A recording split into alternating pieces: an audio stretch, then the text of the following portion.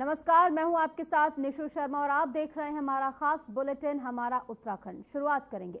प्रधानमंत्री नरेंद्र मोदी ने मन की बात के 122वें एपिसोड में प्रधानमंत्री रविवार को पाकिस्तान प्रायोजित आतंकवाद और ऑपरेशन सिंदूर के बारे में उन्होंने बात की है। साथ ही हल्द्वानी के श्री जीवन जोशी जी के बागेट कला का जिक्र उन्होंने किया। इस पर मुख्यमंत्री पुष्कर सिंह धामी ने सोशल मीडिया एक्स पर पोस्ट कर लिखा कि पीएम मोदी ने मन की बात कार्यक्रम में हल्द्वानी के श्री जीवन जोशी जी के बघेल कला का जिक्र किया। जीवन जी ने शारीरिक चुनौतियों को मात देकर बागेट कला के माध्यम से उत्तराखंड की लोक संस्कृति और सृजनशीलता को जो रूप दिया है वह अद्वितीय है।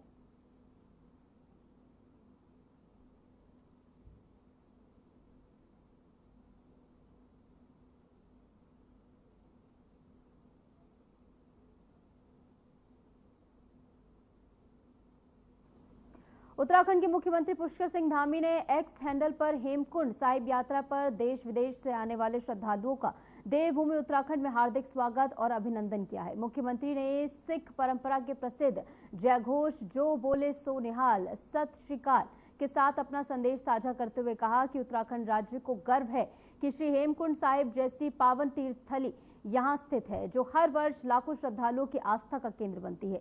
हेमकुंड साहिब में बच्चे और बूढ़े पहुंच रहे हैं। उन्होंने यात्रा को सुरक्षित, सुविधाजनक और आध्यात्मिक रूप से समृद्ध बनाने के लिए राज्य सरकार द्वारा किए गए इंतजामों की भी जानकारी दी। सभी यात्रियों से सहयोग की अपील भी की गई है।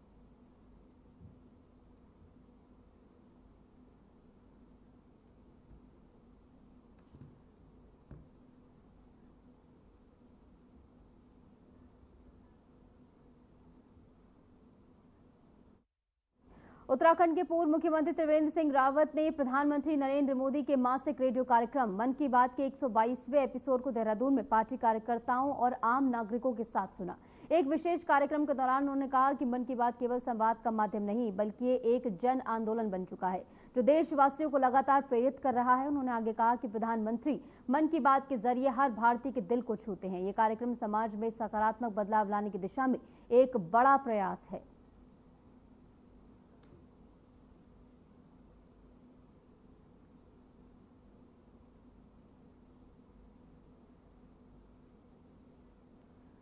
तो ये तस्वीरें आपको दिखा रहे हैं जहां मन की बात रेडियो कार्यक्रम जो है त्रिवेंद्र सिंह रावत ने अपने तमाम कार्यकर्ताओं के साथ सुना है और इसी के साथ उन्होंने कहा कि मन की बात जो है आज के समाज में एक सकारात्मकता लाने का काम कर रहा है। प्रधानमंत्री नरेंद्र मोदी ने जिस तरीके से 122वें संस्करण में ऑपरेशन सिंदूर का जिक्र किया है उसके बाद से हर एक जन अपने आप को अभिभूत महसूस कर रहा है, क्योंकि जो सेना का शौर्य देखने को मिला उससे सभी गर्वित हैं। वहीं ये तस्वीरें आपको दिखा रहे हैं देहरादून से, जहां पर त्रिवेंद्र सिंह रावत और उनके साथ तमाम गणमान्य जन मौजूद रहे जिन्होंने साथ मिलकर मन की बात का 122वां संस्करण यहां पर सुना। और इस एपिसोड में जिस तरीके से प्रधानमंत्री नरेंद्र मोदी ने कई सारे पहलुओं को कवर किया है, चाहे वो ऑपरेशन सिंदूर हो या फिर उत्तराखंड की विविध जो सांस्कृतिक भूमि है उसके बारे में भी प्रधानमंत्री नरेंद्र मोदी ने अपने मन की बात में जिक्र किया।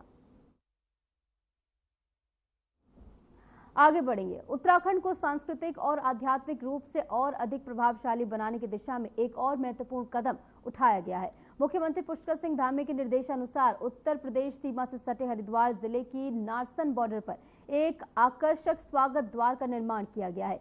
ये स्वागत द्वार उत्तराखंड की सांस्कृतिक पहचान और आस्था और इसी के साथ परंपरा को दर्शाता है। उत्तर प्रदेश से उत्तराखंड में प्रवेश करने वाले श्रद्धालुओं, पर्यटकों और नागरिकों के लिए ये द्वार एक सकारात्मक और गरिमामय संदेश देता है। रिपोर्ट देखिए। उत्तराखंड के मुख्यमंत्री पुष्कर सिंह धामी के निर्देश पर उत्तर प्रदेश सीमा से लगे हरिद्वार जिले के नारसन बॉर्डर पर भव्य स्वागत द्वार तैयार किया गया है। ये द्वार ब्रह्म कमल की आकृति से सुशोभित है, जो देवभूमि की आस्था, परंपरा और सौंदर्य का प्रतीक है। ये द्वार कहता है कि उत्तराखंड पधारिए, जहां आस्था और प्रकृति आपका स्वागत करती है। ये द्वार करीब 4.5 करोड़ की लागत से बनी है। ये प्रवेश द्वार यात्रियों को उत्तराखंड पहुंचने के एहसास को यादगार बनाती है। उत्तराखंड ऋषियों की तपोभूमि है, नदियों की उद्गम स्थली और हिमालय की गोद में बसी संस्कृति का अमूल्य धरोहर है। बद्रीनाथ और केदारनाथ जैसे 4 धाम यही बसते हैं। गंगा यमुना जैसी जीवनदायिनी नदियां यही बहती है। अनगिनत मनोरम पर्यटन स्थल है। इस प्रवेश द्वार पर संस्कृत और हिंदी से संदेश अंकित है। स्वागतम देवभूमि उत्तराखंड। देवभूमि में आपका स्वागत है। मुख्यमंत्री धामी ने पहले ही स्पष्ट कर दिया है कि उत्तराखंड की सीमाओं को सुदृढ़ और पहचान योग्य बनाया जाए ताकि राज्य की छवि को नई ऊंचाइयों तक पहुंचाया जा सके। नारसन बॉर्डर पर यह पहल उसी दिशा में एक अहम प्रयास है। प्रशासनिक अधिकारियों के अनुसार स्वागत द्वार की डिजाइन में स्थानीय स्थापत्य कला, धार्मिक प्रतीक और पारंपरिक वास्तुकला का विशेष ध्यान रखा गया है। ये स्वागत द्वार उत्तराखंड की समृद्ध सांस्कृतिक पहचान, धार्मिक आस्था और प्राकृतिक विरासत का प्रतीक है। अब उत्तर प्रदेश से उत्तराखंड में प्रवेश करने वाले श्रद्धालुओं, पर्यटकों और यात्रियों का स्वागत गरिमापूर्ण माहौल में होगा, जो राज्य की सकारात्मक छवि को और मजबूत करेगा। ये न सिर्फ राज्य की गरिमा बढ़ाएगा बल्कि पर्यटकों के लिए एक आकर्षण का केंद्र भी बनेगा।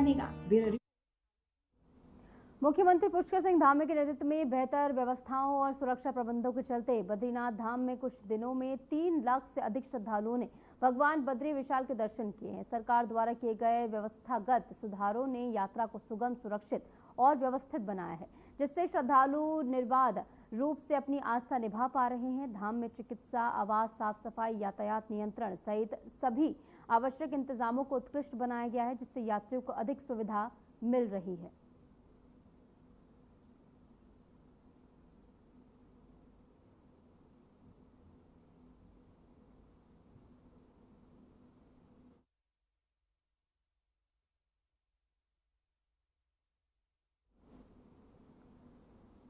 हरिद्वार के मेला नियंत्रण भवन में राज्यसभा सांसद नरेश बंसल, जिला सड़क सुरक्षा समिति की उन्होंने बैठक ली। बैठक में प्रशासन, पुलिस, संबंधित विभागों के अधिकारी और सामाजिक संगठनों के प्रतिनिधि शामिल हुए।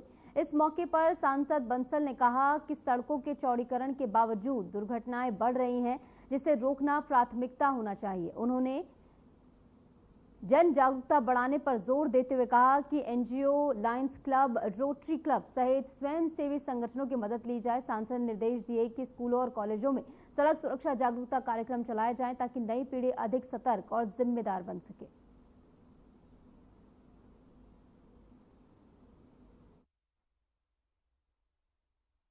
सुरक्षा के संबंध में सरकार बहुत चिंतित रहती है, क्योंकि बुनियादी ढांचा बहुत बढ़ रहा है, सड़कें भी चौड़ी हो रही हैं, लेकिन दुर्घटनाएं भी बढ़ रही हैं। मासिक बैठक होती है जिला स्तर पर, 3-4 महीने में हम भी उस बैठक की अध्यक्षता करते हैं, सांसद भी। तो जनवरी के बाद आज मैं इस बैठक के लिए आया था। पिछले आंकड़ों में और अब के आंकड़ों में सुधार है, दुर्घटनाओं में कमी आई है, उसके लिए सबको मैंने बधाई भी दी है। लेकिन और समन्वय की ज़रूरत है, ख़ास तौर से जो विभिन्न विकास कार्यों के लिए सड़कें खोदी जाती हैं और वो फिर रिपेयर नहीं होती। होता क्या है कि पानी की लाइन ठीक करने के लिए जल संस्थान ने सड़क खोदी, तो गाली जल संस्थान को पड़ती है, जबकि जल संस्थान पैसा दे देता है नगर निगम को। अगर नगर निगम की सड़क है, ठीक करने की जिम्मेदारी सड़क की निगम की हो जाती है। पीडब्ल्यूडी की है तो पीडब्ल्यूडी को दे देता है, कोई भी विभाग जो खोदता है। इसलिए इसकी भी अवेयरनेस जरूरी है और सभी विभागों में समन्वय हो।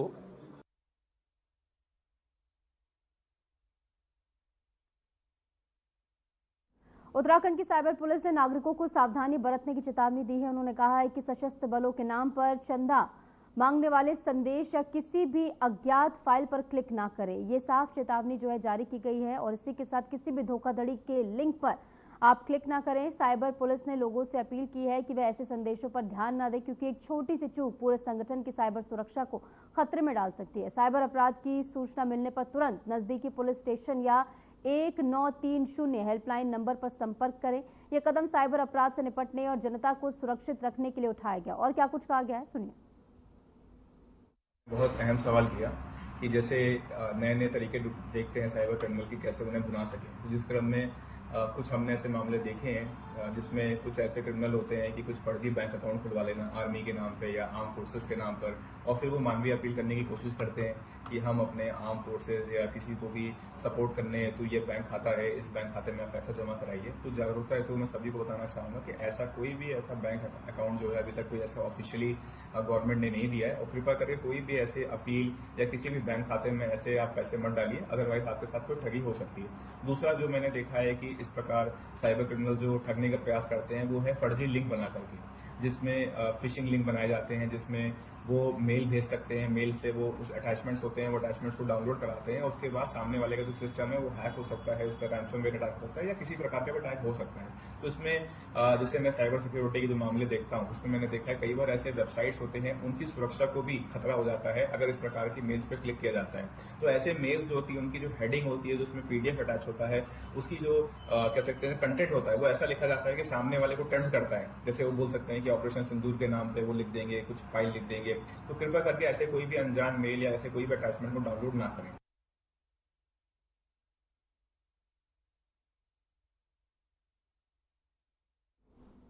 खबरों में आगे बढ़ेंगे। उत्तराखंड के पूर्व मुख्यमंत्री त्रिवेंद्र सिंह रावत ने प्रधानमंत्री नरेंद्र मोदी के मासिक रेडियो कार्यक्रम मन की बात के 122वें एपिसोड को देहरादून में पार्टी कार्यकर्ताओं और आम नागरिकों के साथ सुना। एक विशेष कार्यक्रम के दौरान उन्होंने कहा कि मन की बात केवल संवाद का माध्यम नहीं बल्कि एक जन आंदोलन अब ये बन चुका है जो देशवासियों को लगातार प्रेरित करने का काम कर रहा है।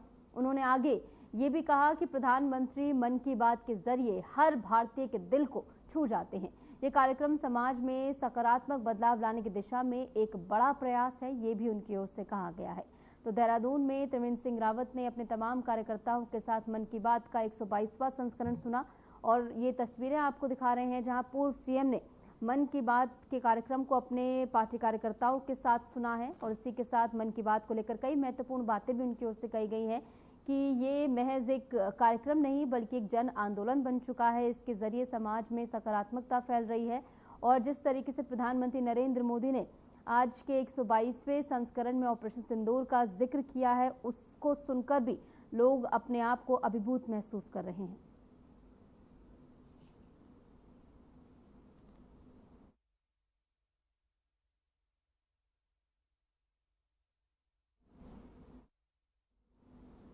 देहरादून जिले में नंदा सुनंदा प्रोजेक्ट ने बेटियों को पढ़ाई की राह दिखाई है। इस प्रोजेक्ट के तहत कई गरीब बेटियां अपने पढ़ाई जारी रख पा रही हैं और जिलाधिकारी सविन बंसल ने इस योजना की शुरुआत की थी जिसके तहत चयनित छात्राओं को शिक्षण संस्थान के खाते में धनराशि डाली जा रही है। वहीं आज राजधानी देहरादून के जिलाधिकारी कार्यालय में डीएम सविन बंसल ने चेक वितरण किए जिसके अंतर्गत 5 बच्चों को 87,975 के चेक वितरित किए गए जिनके आवेदन आंगनवाड़ी समाज कल्याण के साथ ही अलग अलग स्तर से आए थे।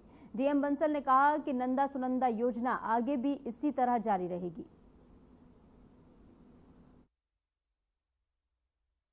प्रोजेक्ट नंदा सुनंदा हमारे डिस्ट्रिक्ट टीम ने जो शुरू किया है उसमें ऑनरेबल सीएम के डायरेक्शन और सपोर्ट के माध्यम से शुरू किया गया है और इसमें जो हमारी प्रचलित गवर्नमेंट स्कीम्स हैं उनको कस्टमाइज करके और जो हमारी डिफरेंट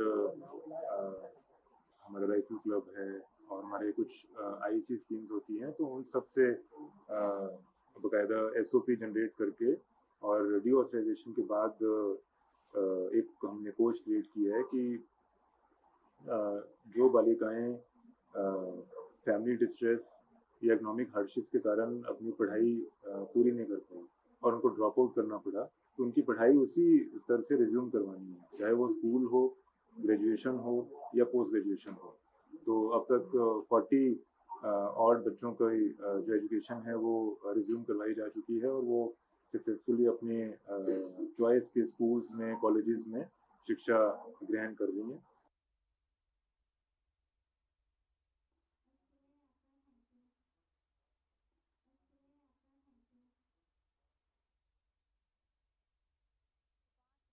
यहाँ पर 87,000 से ज़्यादा का चेक जो है वितरित किया गया है। नंदा सुनंदा प्रोजेक्ट ने पढ़ाई की राह दिखाने का काम बच्चों को किया है और इस प्रोजेक्ट के तहत जो है धनराशि वितरित की गई है। कई गरीब बेटियां जो है इसके जरिए अपनी पढ़ाई जारी रख पा रही हैं और एक उज्जवल भविष्य की कामना के साथ इन बच्चों को ये सुविधाएं यहाँ पर दी जा रही हैं। कई गरीब बेटियों की पढ़ाई इसके जरिए अब जारी हो पाएगी। नंदा सुनंदा प्रोजेक्ट के तहत ये चेक वितरित यहाँ पर किए गए हैं और आने वाले समय में भी सविन बंसल की ओर से जानकारी दी गई है कि ये प्रोजेक्ट इसी तरह जारी रहेगा।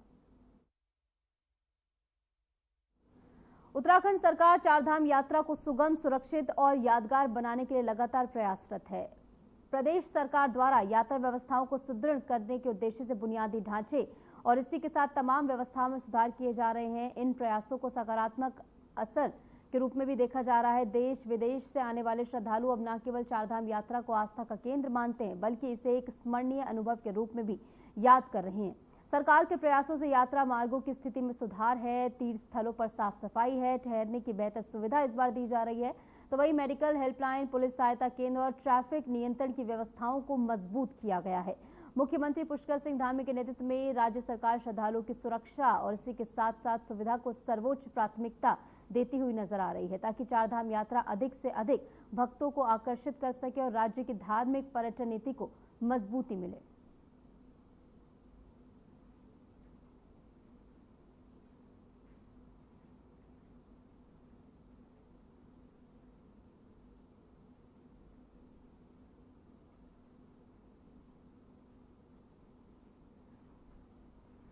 तो इस बार की चारधाम यात्रा को और ज्यादा सुरक्षित, सुगम बनाने के लिए सीएम के जो प्रयास हैं वो धरातल पर उतरते नजर आ रहे हैं। जैसी की व्यवस्थाएं की गई हैं उससे ज्यादा श्रद्धालु जो हैं चारधाम का रुख करते हुए इस समय नजर आ रहे हैं। देश से लेकर विदेश से यहाँ पर पहुंचने वाले श्रद्धालुओं का आगमन लगातार जारी है। हरिद्वार में चारधाम यात्रा के मद्देनजर शांति और सुरक्षा व्यवस्था को मजबूत करने के लिए हरिद्वार पुलिस ने बड़ा सत्यापन अभियान छेड़ दिया है, जहां एसएसपी प्रमेंद्र सिंह के निर्देश पर शहर से लेकर देहात क्षेत्र तक पुलिस टीमों ने गलियां, मोहल्लों और औद्योगिक क्षेत्रों में दस्तक दी है। ऐसे में पुलिस किराएदारों, घरेलू नौकरों, होटल ढाबों में कार्यरत कर्मचारियों, फल ठेली वालों और इसी के साथ संदिग्ध व्यक्तियों के दस्तावेज खंगाल रही। वहीं रविवार को रिमझिम बारिश के बीच भी पुलिस की टीमें अलग अलग थाना क्षेत्रों में सक्रिय रही। बता दें कि चारधाम यात्रा के चलते बड़ी संख्या में श्रद्धालु आवाजाही कर रहे हैं, यहाँ पर पहुंच रहे हैं, तो इसके तहत कोई भी लापरवाही यहाँ पर ना हो, इसके लिए कार्य किए जा रहे हैं। क्षेत्रों में सत्यापन अभियान लगातार जारी है, जिससे असामाजिक तत्वों पर लगाम लगाई जा सके और यात्रा पूरी तरह सुरक्षित और शांतिपूर्ण बनी रहे।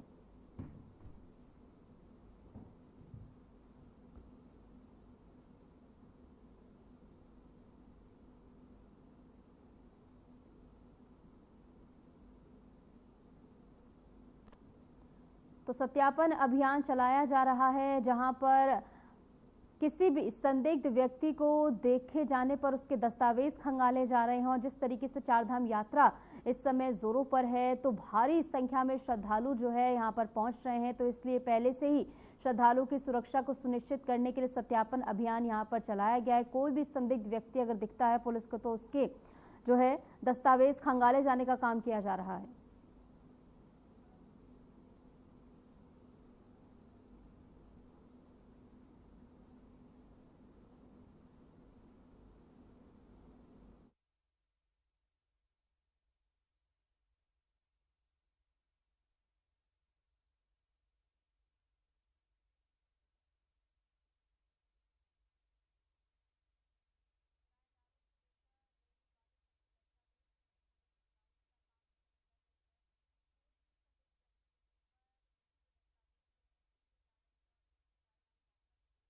यहाँ पर और ज्यादा कड़ी की हुई है, तो पहले से यहाँ पर सुरक्षा को लेकर कई कदम उठाए गए हैं, लेकिन ज्यादा से ज्यादा श्रद्धालु जब यहाँ पर बड़ी संख्या में पहुंच रहे हैं, तो उसको देखते हुए भी सुरक्षा और ज्यादा कड़ी की जा रही है। आगे बढ़ेंगे। आया मॉनसून झूम के। जी हां, औसतन एक हफ्ते पहले ही मॉनसून केरल में दस्तक दे चुका है। ये अपने तय समय से 1 जून यानी कि 8 दिन पहले ही केरल पहुंच गया है। ये माना जा रहा है कि 16 साल में पहली बार जब मॉनसून इतनी जल्दी दस्तक दे रहा है। ऐसे में भारत ने मॉनसून को लेकर सबको चौंका दिया है और 8 दिन पहले ही धमाकेदार एंट्री यहां पर मॉनसून ने मार ली है। अब ये बारिश का बवंडर केरल से लेकर दिल्ली एनसीआर तक किन किन राज्यों में कहर बरपाने को तैयार है, इस रिपोर्ट के जरिए देखिए। इस बार सबको चौंकाते हुए 8 दिन पहले ही धमाकेदार एंट्री मार दी है। 24 मई 2025 को केरल के तटों पर मानसून ने दस्तक दी। इसके बाद बारिश का जोरदार खेल शुरू हो गया। भारतीय मौसम विभाग IMD ने बताया कि ये 16 साल में सबसे जल्दी मानसून की शुरुआत है। आमतौर पर 1 जून को आने वाला मानसून इस बार तेजी दिखाते हुए 24 मई को ही केरल पहुंच गया। अब से बारिश का बवंडर केरल से लेकर पूरे दिल्ली NCR और उत्तर प्रदेश समेत उत्तर पूर्वी राज्यों में कहर बरपाने को तैयार है, क्योंकि आमतौर पर आपने भी सुना होगा कि केरल में मानसून के आगमन की सामान्य तिथि 1 जून होती है, लेकिन इस बार केरल में मानसून की दस्तक कुछ दिन पहले ही शुरू हो गई, जबकि पिछली बार केरल में मानसून इतनी जल्दी 2009 और 2001 में आया था, जब ये 23 मई को राज्य में पहुंचा था। IMD ने मानसून के आगमन को देखते हुए केरल के कई जिलों के लिए रेड अलर्ट जारी किया है, जो अगले 24 घंटों में 20 सेंटीमीटर से अधिक बारिश का सामना कर सकते हैं। कुछ अन्य जिलों में ऑरेंज अलर्ट घोषित किया गया है, जहां 11 सेंटीमीटर से लेकर 20 सेंटीमीटर के बीच बारिश हो सकती है। IMD ने 6 सेंटीमीटर से 11 सेंटीमीटर के बीच भारी बारिश की आशंका वाले क्षेत्रों के लिए येलो अलर्ट जारी किया है। तो वहीं दिल्ली NCR में गरज के साथ बौछारें पड़ने का अनुमान जताया गया है। IMD ने भविष्यवाणी कर दी है कि दिल्ली के आसमान आंशिक रूप से बादल छाए हुए दिखाई देंगे और आंधी के साथ बारिश की संभावना भी है। IMD ने एक बयान में कहा कि दिल्ली और उसके आसपास के क्षेत्रों में गरज चमक के साथ आंशिक रूप से बादल छाए रहने की संभावना है। बारिश या गरज के साथ बौछारें पड़ने का भी अनुमान है। इससे पहले दिल्ली, नोएडा, गुरुग्राम और गाजियाबाद में आपने भयंकर तूफान जरूर देखा होगा। 70 किलोमीटर प्रति घंटे की रफ्तार से हवाएं चली थी और बारिश के साथ साथ ओलावृष्टि की तस्वीरें हम आपको दिखा रहे हैं। वैसे हकीकत तो ये है कि दिल्ली NCR समेत पूरे उत्तर भारत का मौसम मानो आंख मिचौली खेल रहा है। भीषण गर्मी के साथ साथ मन चाहे जब मौसम सुहावना बन जाता है और मन चाहे जब कड़ी धूप। राजधानी के लोग पिछले काफी दिनों से भीषण गर्मी से जूझ रहे थे, लेकिन दिन में गर्मी जरूर महसूस हो रही है, पर जो तूफान आया था उससे कुछ तस्वीरें भी बिगड़ी। कई इलाकों में बत्ती गुल हुई तो जहां तहां पेड़ गिर गए, छप्परपोश मकान गिर गए और ये तस्वीरें अब आपको मध्य प्रदेश के सागर की दिखा रहे हैं, जहां आंधी तूफान ने भारी तबाही तो मचाई ही। तूफान के कहर का ये वीडियो सामने आ रहा है, जिसमें कच्चे मकान की छप्पर के साथ 2 बच्चे तिनके की तरह उड़ते हुए दिखाई देते हैं। ये तस्वीरें देखिए। गनीमत ये रही कि दोनों बच्चे पूरी तरह से सुरक्षित हैं, लेकिन यहाँ 60 किलोमीटर प्रति घंटे की रफ्तार से हवाएं चलने के साथ साथ कहीं कहीं पर तेज बारिश भी हुई। यूपी में भी मौसम बिगड़ा और जगह जगह गर्मी से तो राहत मिली, लेकिन तूफान से हाल बेहाल हो गए। लखनऊ में विधानसभा की ये तस्वीरें अच्छी खासी बारिश की गवाह बनी। उधर मुंबई में भी फिलहाल ऑरेंज अलर्ट जारी है। बहुत भारी वर्षा का अनुमान है। दक्षिण कोंकण, गोवा तट के पास और पूर्व मध्य अरब सागर में एक निम्न दबाव का क्षेत्र बनता हुआ दिखाई देता है। इसके चलते IMD ने कोंकण क्षेत्र में अत्यधिक भारी वर्षा का रेड अलर्ट जारी किया है। IMD ने अपने बयान में कहा है कि रायगढ़ और रत्नागिरी जिले के लिए अत्यधिक भारी वर्षा की संभावना का पूर्वानुमान जताते हुए रेड अलर्ट जारी किया गया है, जबकि मुंबई, ठाणे, पालघर, सिंधुदुर्ग के साथ साथ पुणे और सतारा के लिए भारी बारिश, गरज और तेज हवाओं के साथ साथ ऑरेंज अलर्ट जारी किया गया है। IMD ने मुंबई के लिए ऑरेंज अलर्ट जारी किया है, जिसमें भारी से बहुत भारी वर्षा, गरज के साथ छींटे पड़ने और अलग अलग स्थानों पर 50 से 60 किलोमीटर प्रति घंटे की गति से तेज हवाएं चलने की चेतावनी जारी की गई है। बात करें उत्तराखंड की, तो यहाँ भी भारी बारिश का अलर्ट जारी हुआ है। नैनीताल, पिथौरागढ़ में ऑरेंज अलर्ट जारी है, तो वहीं चारधाम यात्रियों से सावधान रहने की अपील की गई है कि वो मौसम पर अपडेट को लेकर ही यात्रा करें। यहाँ के पर्वतीय जिलों में तेज बारिश और तेज हवाओं की संभावना जताई गई, जबकि उत्तरकाशी, चमोली, रुद्रप्रयाग और बागेश्वर में येलो अलर्ट लागू है। मैदानी इलाकों में हल्की बारिश की संभावना है। और अब बात मानसून के जल्दी आने की कर लेते हैं। आमतौर पर सभी क्षेत्रों में इसे लेकर पॉजिटिविटी है, खासकर कृषि क्षेत्र में, जो कि भारत की ग्रामीण अर्थव्यवस्था की रीढ़ है। समय पर बारिश जब हो जाती है तो भूजल स्तर में सुधार हो ही जाता है, जलाशय भर जाते हैं और धान, दलहन, तिलहन, कपास और सब्जियों जैसी खरीफ फसलों की जल्द बुआई में भी मदद मिलती है, और ये सभी खाद्य सुरक्षा और ग्रामीण आय के लिए महत्वपूर्ण भी होते हैं। लेकिन मानसून की शुरुआत उत्साहजनक बताई जा रही है। हालांकि वास्तविक प्रभाव इसका क्या होगा, ये इस बात पर निर्भर करेगा कि आने वाले हफ्तों में देश भर में मानसून कितनी स्थिरता और एकरूपता से आगे बढ़ता है, क्योंकि मानसून का पूरे देश में एक समान प्रसार होना बहुत जरूरी है ताकि देश का कृषि उत्पादन बढ़ सके, महंगाई नियंत्रित हो और आर्थिक विकास को बढ़ावा मिले। Bureau report, RNTV।